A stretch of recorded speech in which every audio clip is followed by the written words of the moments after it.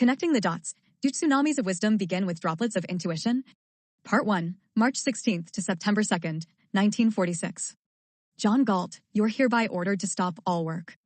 You are hereby ordered to stop all work on the screenplay, Top Secret, announced the letter delivered to Ayn Rand's Chatsworth, California, front door, Saturday afternoon, March 16th, 1946. The Hal Wallis Productions Studios secretary/messenger had been repeatedly used as a go-between over the last several months. Rand recognized her studio boss signature at the bottom of the typed letter, but it seemed more like an impersonal, sterile bureaucratic government document. In it, Rand had been ordered to hand over to the bearer of this letter all typed pages, journals, and loose notes associated with the work-for-hire property of Wallis Productions, immediately. In her heavily Russian-accented voice, she invited the studio secretary in. There was no emotion in her utterance. She wondered if it had only been a coincidence that her husband, Frank, had just driven away a few minutes earlier. Both the maid and cook were scheduled off. She could not call anyone either. It had taken nearly 2 years to get a telephone line to the ranch in the San Fernando Valley, 20 miles northwest of the Hollywood studios. Half the time, the telephone did not work due to another downline. It happened again today. She was truly isolated and alone. Rand eyed the vehicle parked beyond the cooling moat encircling her renowned, 1935 built, Richard Neutra-designed residence. This was the first time the assistant had not come alone. She thought she spied 2 goons sitting in the black vehicle. Had Robert Oppenheimer's first premonition possibly saved her from being subject to Operation Keelhaul? It would take Rand a couple of days to calm down. She would carefully craft a letter of refrained protest to her boss for anyone monitoring her reaction to the betrayal. 15 days had now passed. Sitting alone at her home office desk on a late Sunday evening, Rand reflected silently on all that had transpired since December of 1945. The fragrance of the flowers just outside her studio office reminded her to close the large accordion garden doors tightly and then lock them. She looked at the small timepiece on the corner of her desk. In a few more minutes, she would technically be off the Wallis Productions clock. Thereafter, for the ensuing 6 months, anything she wrote down or created was once more her own intellectual property. Leaning over her desk, Rand took a sip of wine and then a deep drag on her cigarette. With a slow exhale, she blew out smoke rings with encircled memories. While her eyes shifted to the closed journal and pen sitting beside her on the work desk, her mind drifted back to the closing moments of her last interview with Robert Oppenheimer on January 15th. She recalled how he projected enormous intelligence, sometimes bitterness, but very much the gentleman and scholar, while slightly otherworldly. Being only 11 months his junior, she sensed they had both been sizing each other up over their 2 interviews. As their final session was winding down, the author put her pen and notebook away. She then extended her arm to shake Oppenheimer's hand to thank him for the 2 in-depth sessions he had granted her. Never budging, the physicist appeared to be in deep thought over some internal struggle or conflict. Robert Oppenheimer's feet were planted firmly in midair above 2 worlds. Much like the legendary Titan Prometheus, he was in a unique position of having unparalleled access to the true knowledge of mankind's history, as well as the fraudulent olden times foisted upon it. Oppenheimer took a puff on his pipe and then calmly and quietly whispered, "I have a premonition, maybe 2, I wish to pass on to you. That is," he added, "if you promise to keep what I say strictly confidential between us." Nodding her head, she reached for her metal cigarette case still lying on the table. She pulled a cigarette from the case, lit it, leaned back in her chair, and waited for him to continue. Rand's eyebrows rose when he then forewarned the author of Red Pawn, 1932, We the Living, 1936, Anthem, 1938, and The Fountainhead, 1943, that her screenplay, Top Secret, 1946, would be snatched out from under her before the March 31st deadline for completion. He explained that a stealthy tyrannical government was not going to permit a Wallis Productions screenplay to dilute their message of abject terror and fear to the masses related to the atomic bomb. Oppenheimer was even willing to name the local power broker seeking to censor her screenplay. The name he passed on was Edwin Pauley. Rand was familiar with the Los Angeles stories and rumors about the business giant. Pauley, at age 19, became the president of Petrol Oil in 1922 while still in college. It was rumored Pauley was financially backed by unlimited funds from a British Empire treasury closely associated with the Pilgrim Society. By 1941, Pauley was the most powerful big oil/government/Wall Street executive in the U.S. with vast investments in national banking, the military defense industry, Hollywood, corporate media, and lobbying firms in Washington, D.C., just to name a few. In the same year, Glenn Seaborg was lucky enough to stand in for a friend, Edwin McMillan, during a research project when McMillan was called out of town on government radar business. On February 23, 1941, Seaborg confirmed what his friend suspected. The new element, plutonium, had been created. Upon fissioning plutonium 5 weeks later, Seaborg went on to examine a few other atoms. Even though thorium, U-233, could fission, thorium proved to be unsuitable for future nuclear weapons production. Still, thorium could generate an incredible amount of heat for electric power generation. Seaborg exclaimed to his assistant that they had made a $50 quadrillion energy discovery. His work got him an invite to work with the Manhattan Project, 1942-45. Seaborg used his coattail fame to hang up his lab coat and get involved in management and politics after the war ended. Glenn Seaborg expressed disdain at spending any time being interviewed by Rand. Still, she got a lot of feedback about Seaborg from his coworkers as an opportunist and claim jumper. This first-generation, American-born, 6 feet 8 inches Swedish giant was described as a pygmy when it came to taking a stand on protecting the young nuclear industry from those in power seeking to destroy it. As much as Seaborg loved his nuclear industry, coworkers feared Seaborg was being promoted into powerful management positions due to his inaction and poor leadership qualities. Seaborg, like the military, was in love with plutonium and uranium despite all the glaring safety concerns compared to thorium when the government began marketing atoms of peace in future years. Seaborg could not manage criticism nor advice from the working scientists beneath him. He might be the epitome of the elitist attitude that daddy knows best. Seaborg believed he knew more than good physicists, and thus more than the public too. His attitudes over the years concerning safety came down to 4 words: don't worry about it, don't worry about it, don't worry about it. He always reassured himself and others that someone would eventually fix the small safety issues that might be a concern sometime in the future. Puppet Master Edwin Pauly had his minions in Washington, D.C. select Glenn Seaborg as the first Atomic Energy Commission chairman in 1946. They did this knowing they could manipulate Seaborg through his ego or easily bend his will to theirs on many nuclear energy activities. Some within the fledgling industry itself feared the young nuclear industry might eventually implode by Seaborg's overzealousness in pleasing those above him. Those who knew his younger sister, Jeanette Seaborg Bonnickson, wished he had some of the balls and common sensibilities she displayed.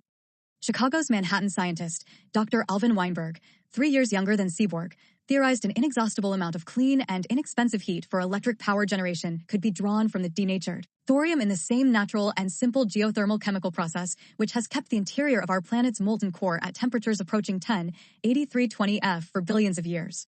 Dr. Weinberg believed this geothermal chemical process could also be replicated at the surface of the planet at atmospheric pressure in a liquefied molten salt bath containing thorium.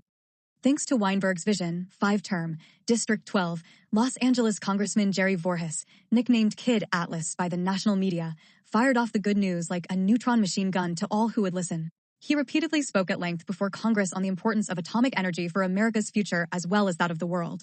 Beginning in late 1945, this highly intelligent man of the people campaigned on denatured thorium. In speeches, he asserted that juggernaut opportunities heal nations after terrible wars, and that this was the promise of thorium. Denatured, fissionable material could be legally in the possession of anyone else in the world, since it also short-circuits any nuclear arms race. Having successfully wrestled the nuclear program away from the military and into the hands of a civilian Congress, Congressman Voorhis let it be known, upon winning his 6th consecutive term, what one of his first acts would be. As the first chairman of the new Joint Committee on Atomic Energy, JCC, he would push through legislation to fund and eventually commercialize molten salt thorium technology for peaceful, safe, and inexpensive nuclear energy for rebuilding war-ravaged nations. Voorhis warned America it must not use uranium or plutonium in nuclear reactors for power generation since its spent fuel can be used for bomb-making materials U-235 and Pu-239. There was no doubt in Voorhis' mind that his good friend, young Weinberg, would one day be considered the father of a family of nuclear reactors for the peaceful and abundant generation of electricity globally.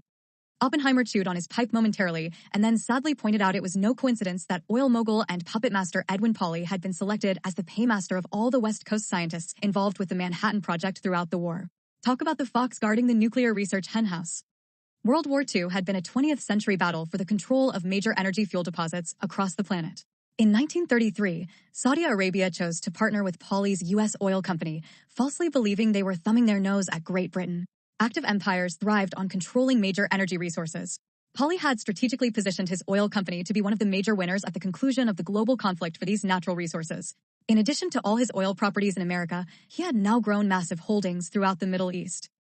Edwin Pauly was not going to allow unlimited and inexpensive thorium nuclear energy to bankrupt all their gains from World War II. Pauly and his Pilgrim Society associates would now have until the end of the war to determine how best to suppress and/or sabotage this new threat to their global energy holdings. A shift to inexpensive and safe molten salt thorium reactors would be a clear death knell for both the oil industry and the nuclear weapons race from which they also intended to mightily profit. Over previous decades, Pauly had recruited and funded the election of scores of politician puppets from both sides of the aisle for Congress. This included the Los Angeles Oil District 19 odd duck, Congressman Chester Holyfield. Oppenheimer explained Holyfield was an uneducated, bankrupt haberdasher whom, for some reason, Pauly took a sudden shine to.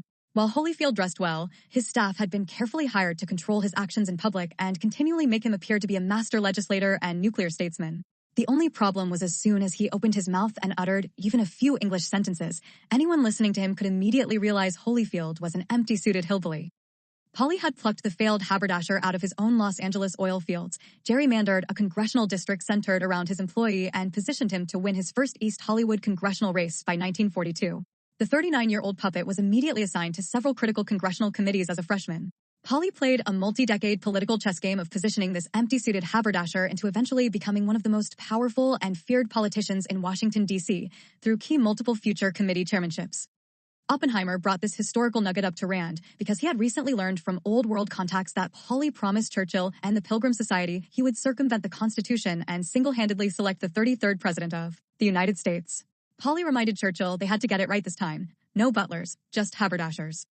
Their first coup against FDR failed in 1934, having chosen the wrong man to lead the uprising. In spite of General Smedley Butler being promised $300 million to serve up a presidential coup, this time the butler was the good guy and didn't do it. General Butler betrayed the movement at the last minute by becoming a whistleblower before Congress. Polly informed Churchill they had the Lincoln strategy, and if that failed, there was always the McKinley backup plan. The Lincoln strategy had been launched in 1864 with the ouster of VP Hannibal Hamlin. The British Crown had successfully replaced Lincoln with their man, haberdasher Andrew Johnson. Now, 80 years later, Polly worked secretly with the Pilgrim Society and their corporate-controlled mainstream media to make VP Wallace appear to be an embarrassment to the presidential ticket at every turn in 1944. Polly then ousted highly popular and educated Henry Wallace off the presidential ticket at the 1944 Democratic Convention and slipped in a second bankrupted, empty-suited haberdasher, Harry S. Truman. The coup leaders needed to drag out the war as long as possible to better position their candidates for upcoming congressional elections. Germany attempted to explore a negotiated surrender to the Allies in 1943, but were refused. The Germans were told the surrender must be unconditional. Japan offered to surrender in 1944 if their emperor was spared. The Allies would not negotiate. It must be an unconditional surrender. This logjam continued until Japan, under a new government headed by Kantaro Suzuki, offered FDR unconditional surrender by April 7, 1945. When President Franklin Delano Roosevelt arrived at his Warm Springs cottage in Georgia, called the Little White House, on March 30, 1945, he had a lot on his mind. Daily communiques needed to be read and responded to. FDR's eyes drifted back to the memo from Edwin Polly, the petroleum coordinator. Polly's super-secret enemy fuel supply report now confirmed his suspicion. 40 months earlier, Japan's emperor risked everything, including his people, to capture and hold Britain's vast oil fields in Indonesia and failed. They were now out of oil. Japanese Zeros were attempting one-way suicide missions against Navy ships because of limited fuel distilled from pine tree roots. It was only a matter of time. With other matters, in an April 5th letter he needed to assure King Saud any policy concerning the Palestine issue would include consultations with both Arabs and Jews. Every cause for anxiety seemed to have been lifted briefly with the April 7th communique from Japan of unconditional surrender. He now just needed to re-energize his body over his 3-week stay in preparation for a new battlefront. FDR had repeatedly warned Churchill of his intentions to begin dismantling the British Empire after the war ended, and it would begin in 13 days. Oppenheimer received word from FDR to initiate the thorium strategy. Both Dr. Eugene Wigner and young Dr. Alvin Weinberg were given permission to move their research and families to a secret government national laboratory at Oak Ridge in Tennessee. Just as a rising tide lifts all ships, FDR recalled Thomas Jefferson stating the creed of America in lifting all nations. Here in America, we are not afraid to follow truth wherever it may lead, nor to tolerate any error so long as reason is left free to combat it. Through American science, thorium energy could steamroll economic prosperity to all the broken nations of the world. FDR joyously penned a speech to be delivered on April 13, 1945, celebrating Jefferson Day. Hinting at a promising future thanks to advancements in science for future generations, he wrote, "But the mere conquest of our enemies is not enough. We must go on to do all in our power to conquer the doubts and the fears, the ignorance, and the greed, which made this horror possible." Thomas Jefferson, himself a distinguished scientist, once spoke of the brotherly spirit of science, which unites into one family all its votaries of whatever grade, and however widely dispersed throughout the different quarters of the globe. The president intended to return to Washington on April 20th to formally announce Japan's surrender. FDR had confirmed a meeting with the regent of Iraq in the afternoon. Though Iraq gained independence from Britain in 1932, they were recaptured and occupied by the British again in 1941. FDR was committed to aiding Iraq in breaking free of England's enslavement now that the war was ending. While in Washington, he would issue a new executive order emphasizing the peaceful use of nuclear power to provide unlimited electricity, to benefit all nations and end future wars for energy resources. He would then travel to San Francisco for the United Nations Conference on the International Organization to be held on April 25th and promote atomic power for peace. On April 12, 1945, President Franklin Delano Roosevelt was sitting for a portrait in the living room of his Warm Springs cottage. Earlier on that Thursday morning, Dr. Bruin telephoned his report to the White House. It was most optimistic. The president had gained back 8 of his lost pounds and was feeling so fit that he planned to attend an old-fashioned Georgia barbecue in the afternoon and a minstrel show that evening for the local foundation's patients. As Roosevelt signed letters and documents, Russian-born artist Elizabeth Shumatov stood nearby painting FDR's portrait at an easel.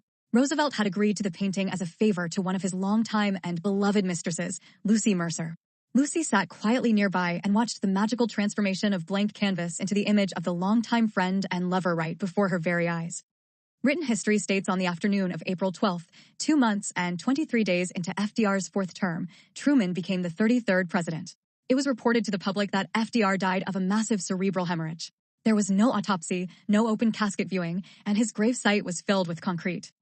The Pauli government, headed up by figurehead President Truman, accepted Japan's unconditional surrender on September 2, 1945. In the 6-month interim, the Pauli government secured enough weapons-grade atomic material from allies in Germany to test out their new weapons on the 2 non-combatant civilian Japanese cities of Hiroshima, August 6, 1945, and Nagasaki, August 9, 1945. Pauli took full advantage of this extra half-year of an extended and deadly Pacific War to help him secure their beachhead coup in Washington, D.C. In a private game of chutes and ladders, Pauli discovered who could be bribed or blackmailed into submission from the thorium for peaceful nuclear power and who had to be ballot boxed out of government or disposed of by other means deemed necessary.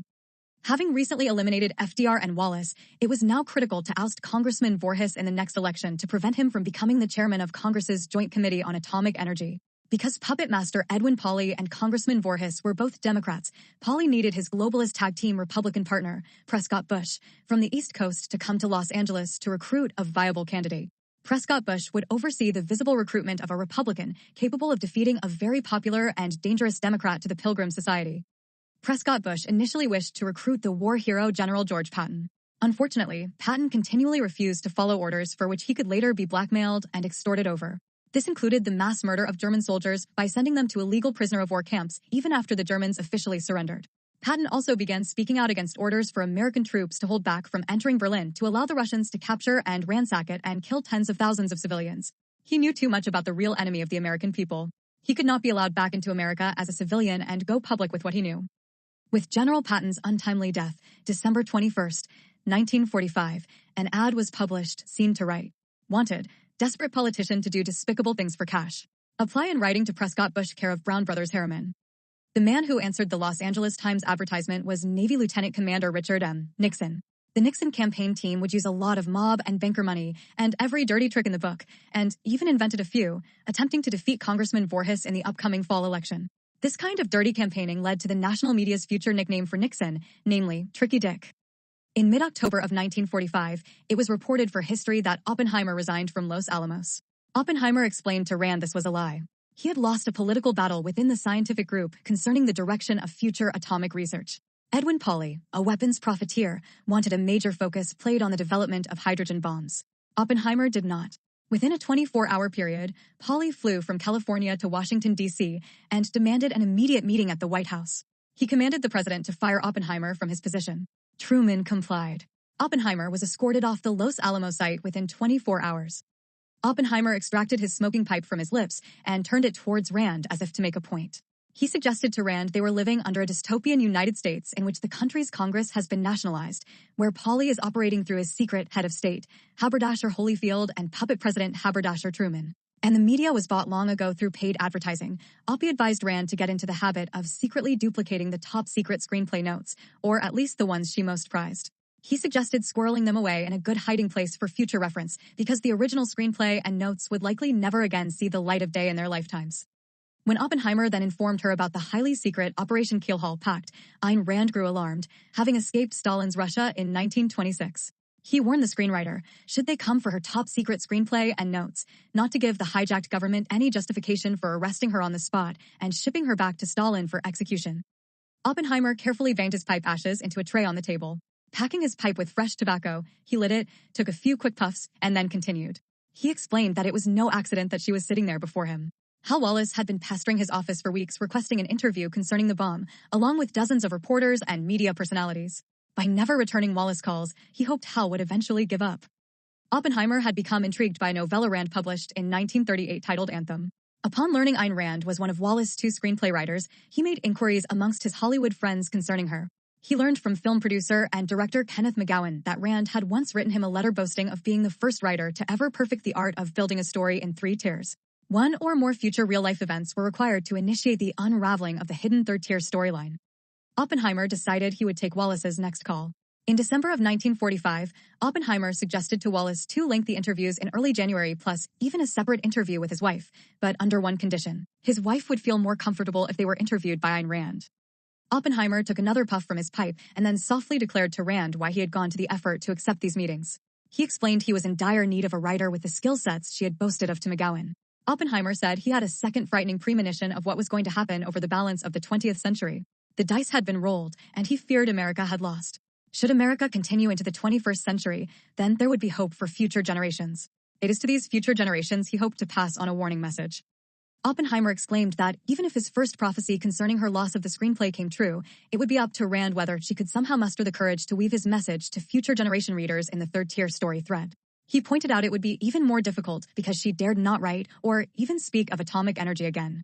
If Rand did, she would likely be targeted as a future threat to national security. Congress was getting ready to pass a National Security Act which would allow coup members to shut down all scientific discussions of thorium within a year. If Rand should nod her head in agreement with these terms, he would continue. Otherwise, they could end the interview now and just go their separate ways. Either way, it would be too dangerous for them to ever meet or communicate again. Ayn Rand recalled sitting there for what seemed like an eternity before crushing out her cigarette in the ashtray. She extracted another cigarette from her case, nodding her head as she lit up. Oppenheimer reached into his pocket and withdrew a small metallic sphere. He held it out before Ayn Rand in the palm of his free hand. He reminded the top-secret screenwriter of Kid Atlas's recent campaign declaration. Juggernaut opportunities heal nations. Geothermal atmospheric liquefied thorium is the answer for rebuilding civilization and for ending all future wars.